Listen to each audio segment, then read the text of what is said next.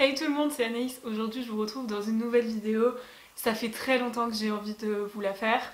Je vous l'ai déjà filmé plusieurs fois et en fait c'était beaucoup trop long. J'espère qu'aujourd'hui ça sera pas le cas. De toute façon j'ai pas beaucoup de temps devant moi donc on va essayer de faire au plus court. Il s'agit d'une vidéo sur mes premiers pas vers le 02. Je vais essayer d'illustrer au maximum cette vidéo avec des plans, avec voilà, des produits à vous montrer, etc. Dans un premier temps, je vais vous parler de la démarche, pourquoi j'ai fait ça et depuis quand, etc. Ensuite, je vais vous parler des petites catégories que j'ai faites. Enfin, j'aimerais aussi vous parler des pas que j'aimerais faire au fur et à mesure. Mais ça, je pense que ça sera glissé au fond de la vidéo parce que je pense pas y dédier une grosse catégorie pour ça.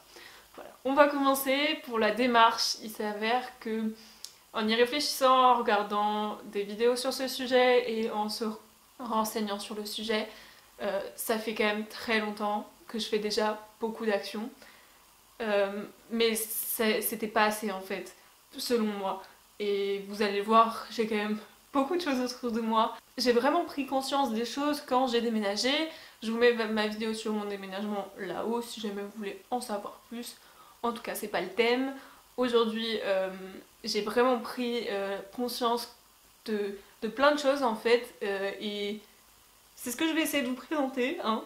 Clairement, j'ai pris cette décision, même si ça se fait, ça s'est fait en fait au fur et à mesure, d'éviter de produire des déchets, de recycler au maximum.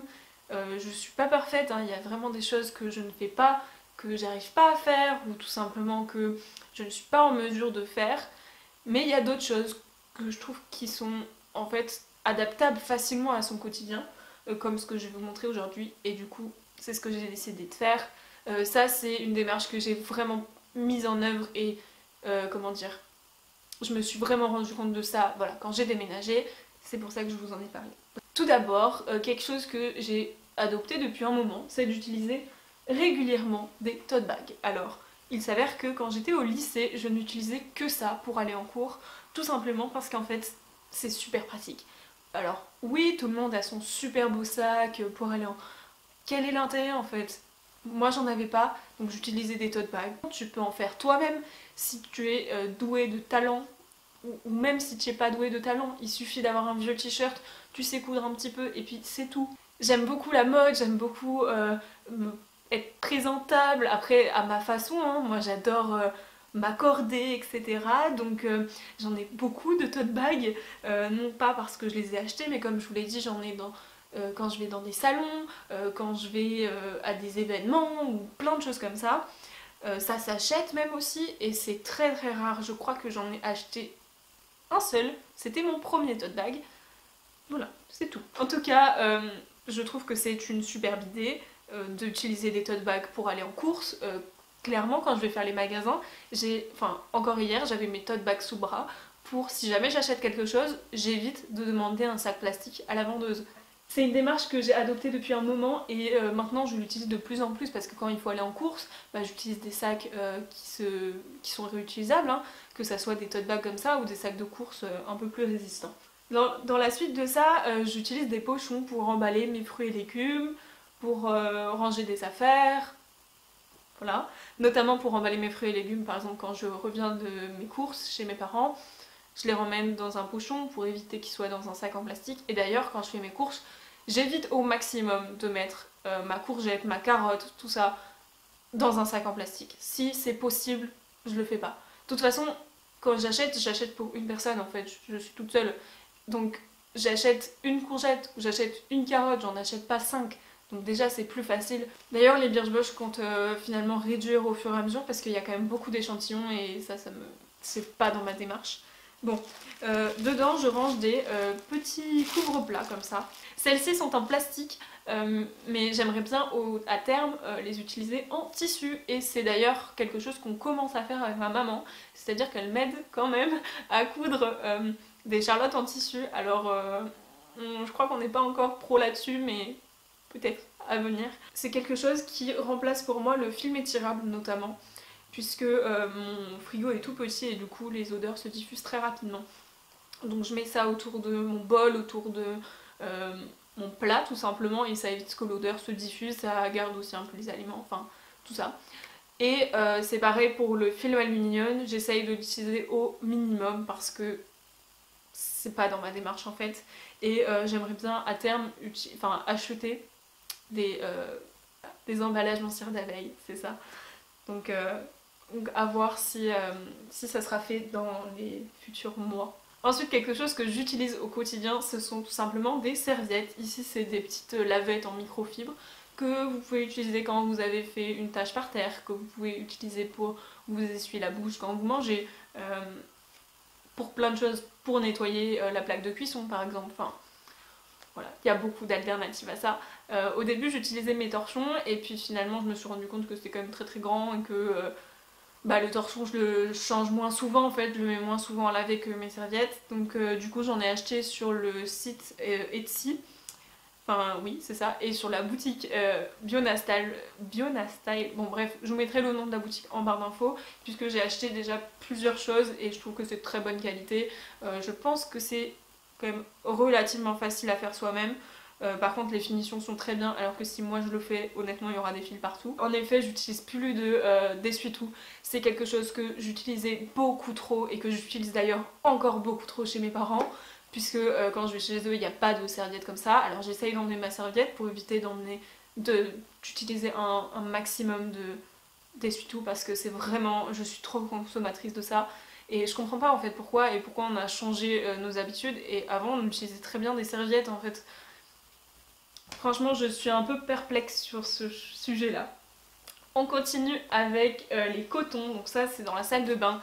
J'ai investi dans des cotons réutilisables de chez les Tendances d'Emma, mais encore une fois il est possible de faire soi-même. C'est des cotons qui sont quand même assez grands. J'ai pris donc le lot de coton avec la petite boîte parce que je trouve ça super pratique pour les ranger. Et en plus de ça, j'ai le petit filet pour mettre ça à la machine à laver, et ça c'est une dinguerie parce que clairement c'est super simple à utiliser. Je jette plus de coton chez moi et je suis trop contente parce que j'en utilise beaucoup. Honnêtement, t'en utilises un le matin, un pour te démaquiller, un pour le soir pour passer une petite lotion et tout. T'en utilises beaucoup, et voilà, pose-toi la question, si jamais tu en utilises, est-ce que ça serait pas plus utile et plus économique et plus écologique aussi d'utiliser des cotons renouvelables? Voilà, je pose juste la question, si jamais t'as la réponse, tant mieux. Ensuite, on continue avec quelque chose que je faisais et que je continue d'autant plus à faire avec le fait que je sois chez moi maintenant. Alors, premièrement, c'est d'utiliser mes feuilles. Mais alors, quand je vous dis j'utilise mes feuilles, ça peut paraître bête, mais je suis en cours, voilà, j'utilise une feuille que tu prends en fait et tu utilises qu'une partie de la feuille. Et ben sachez que je fais ça depuis vraiment un moment, et en fait je crois que ça ennuie un peu mes parents parce qu'il y en a beaucoup chez moi.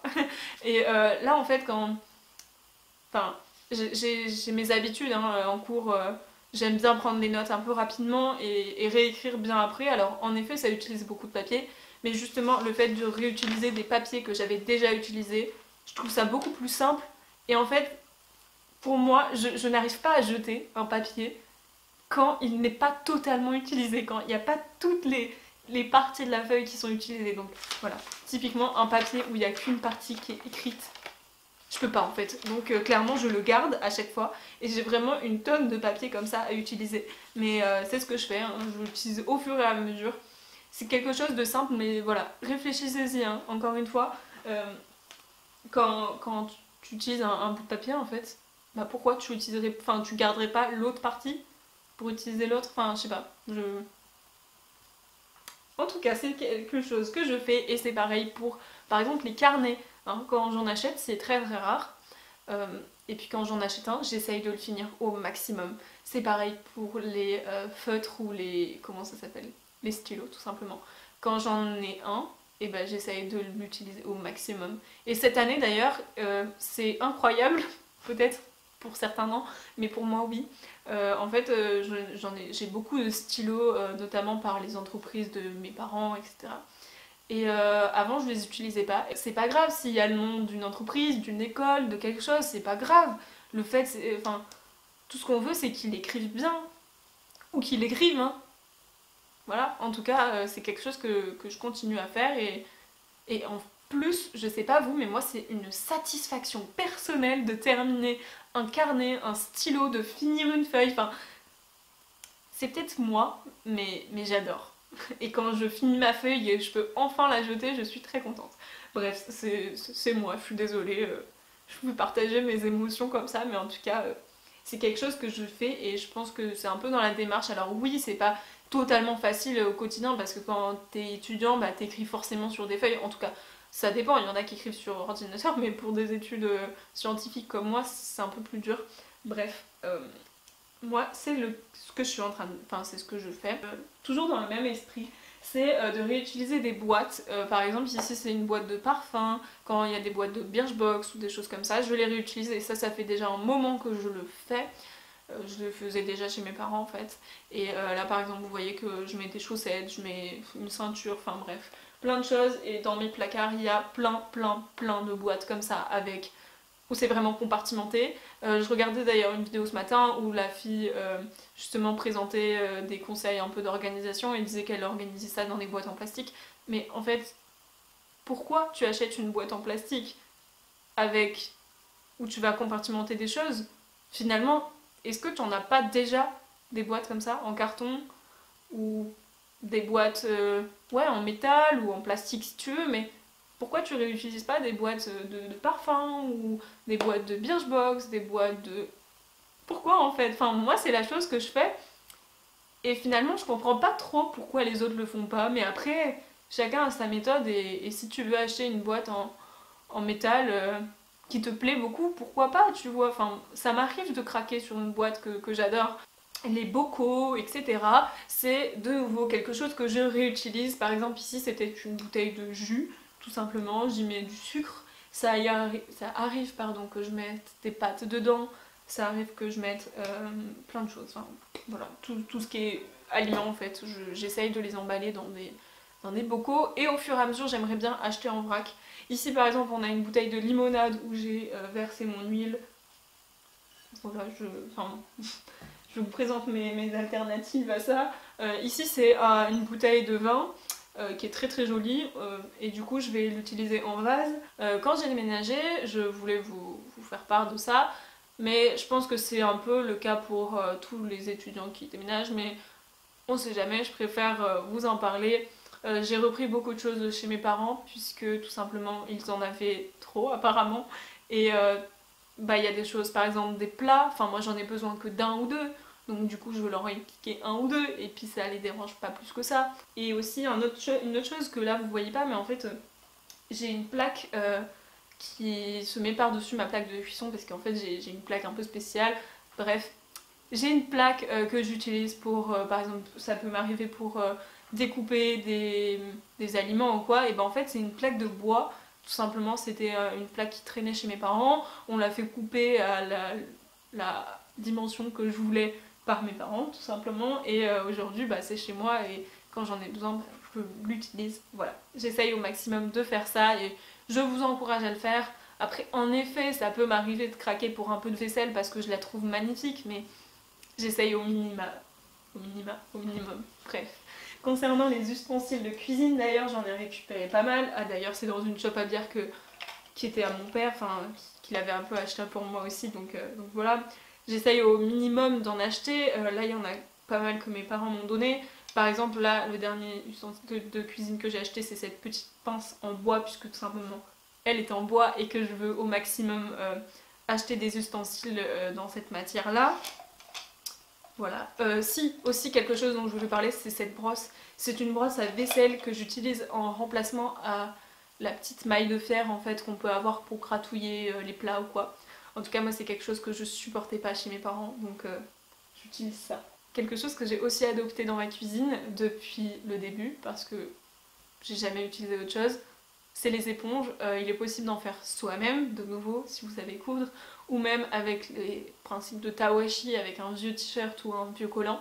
Allez regarder ça sur internet, j'essaierai de vous mettre des liens si jamais. Et j'ai 4 éponges comme ça, que j'alterne en fait. Ça m'évite d'utiliser cette fameuse éponge jaune et verte que je peux plus voir, et surtout qui normalement doit se jeter une fois enfin une fois que la semaine est terminée. Une autre chose que j'ai changé, et là c'est depuis ce mois-ci, donc je suis très fière, c'est que j'ai enfin une brosse à dents en bambou, parce qu'en fait les brosses à dents ne sont pas recyclables, voilà. Donc sachez-le, il s'agit là d'une brosse à dents Humble Brush avec Birchbox. C'est aussi pour ça que j'ai commandé la box de ce mois-ci, mais voilà, je suis très contente d'avoir enfin une brosse à dents en bambou. Ensuite, on continue avec ma cafetière. En fait, il s'agit d'une Dolce Gusto et pour Noël, j'ai demandé ça. Et j'ai aussi trouvé sur internet quelque chose que je trouve extraordinaire. C'est une capsule renouvelable. En fait, c'est tout simplement un système qui est adapté à la Dolce Gusto. Voilà, à l'intérieur de mon petit truc, je mets ma capsule en inox qui est garantie à vie apparemment. Et en fait, à l'intérieur, je peux y mettre ce que je veux. Par exemple, je vous ai sorti de la Ricoré. Alors oui, il est possible d'acheter des capsules de Ricoré, mais de 1, ça coûte cher, il n'y en a pas beaucoup, et en plus de ça, ça produit des déchets. Ici, la Ricoré, c'est soluble, il suffit que tu en mettes la quantité nécessaire dans la capsule. Tu peux en mettre même la quantité que tu veux, ça c'est encore mieux. Et en plus, la Ricoré, c'est soluble, donc du coup, bah en fait, il te reste rien dans ta capsule. Bon, ça peut arriver pour le café, c'est pas forcément tout le temps soluble, hein, donc du coup, il te reste du café, t'as juste à le jeter, mais par exemple, si t'as un petit compost, tu peux le jeter à l'intérieur de ton compost. Bref, cette petite capsule, j'adore. J'utilise le café, j'utilise le thé avec, j'utilise la Ricoré, et au fur et à mesure, j'aimerais bien l'utiliser plus que ça. On continue avec les derniers trucs dont j'ai envie de vous parler, c'est les savons et les produits de beauté. J'utilise un savon de Marseille, ici vous voyez que il est à sa moitié, hein, normalement il est gros comme ça. En fait c'est le principal produit que j'utilise pour faire ma vaisselle. Alors oui, il s'agit, enfin j'ai un liquide vaisselle, il est un peu moins de la moitié parce que ça m'arrive de l'utiliser pour des graisses tenaces, des choses comme ça, mais au maximum j'essaye d'utiliser du savon de Marseille, je trouve ça moins polluant, moins cher et tout aussi efficace. Voilà. C'en est tout pour le savon. Aussi, ah si, vous pouvez l'utiliser aussi pour vous laver en fait tout simplement. Moi j'utilise ça pour me laver les mains, j'utilise pas de lave-mains tout simplement parce que un savon ça dure très longtemps et je trouve que ça nettoie beaucoup mieux les mains qu'un petit lave-mains quand tu te... Enfin bref. Moi j'utilise ça et vous pouvez aussi vous laver avec, pardon, j'ai pas fini ma phrase mais ça peut être utile, hein, voilà. Honnêtement moi j'utilise des gels douche déjà parce que j'en ai à terminer, mais également parce que celui-ci par exemple était en très grand format, donc là il arrive à sa fin, mais sachez qu'il m'a duré quand même bien 6 mois, donc niveau économique et écologique je trouve que c'est quand même pas mal parce que finalement t'achètes un grand format mais il te dure beaucoup plus longtemps que plusieurs petits formats. Ok, ensuite dernière catégorie, et de toute façon bientôt là parce que ma caméra elle va s'arrêter à un moment ou un autre. Et dernier, c'est les produits de beauté. Déjà j'essaye d'utiliser au maximum ce que j'ai. J'essaye d'en acheter le moins possible et ça depuis des années. De 1 parce que ça coûte cher et de 2 parce que j'en ai pas besoin en fait. Quand j'ai 1 ou 2 anti-cernes, ça me suffit. J'en ai un ici, un chez mes parents, c'est tout. J'ai pas besoin de plus. Pareil, une chose que j'utilise depuis plus d'1 an, c'est ce beurre corporel. C'est un beurre pour se démaquiller de chez The Body Shop. Je l'aime beaucoup. T'as pas besoin de coton. Tu démaquilles, tu mets un coup d'eau, ça part tout seul. C'est super pour les voyages en plus. Enfin, moi je l'aime beaucoup. Et voilà, c'en est tout pour les produits de beauté. Je vous ai dit, j'essaye d'utiliser déjà ce que j'ai. Et quand j'achète un truc, au moins je sais pourquoi je l'achète. Parce qu'il est beau, parce que je l'aime, parce que je sais qu'il va me plaire, parce que j'ai vu plein de revues dessus. Et je sais quand j'achète un produit de beauté que c'est un achat réfléchi. C'est peut-être pas la même chose pour les vêtements pour moi parce que ça m'arrive de consommer quand même pas mal de vêtements et surtout de le revendre en fait, ou d'ailleurs de les donner dans des associations. Faites très attention aux conteneurs qui se trouvent dans vos villes.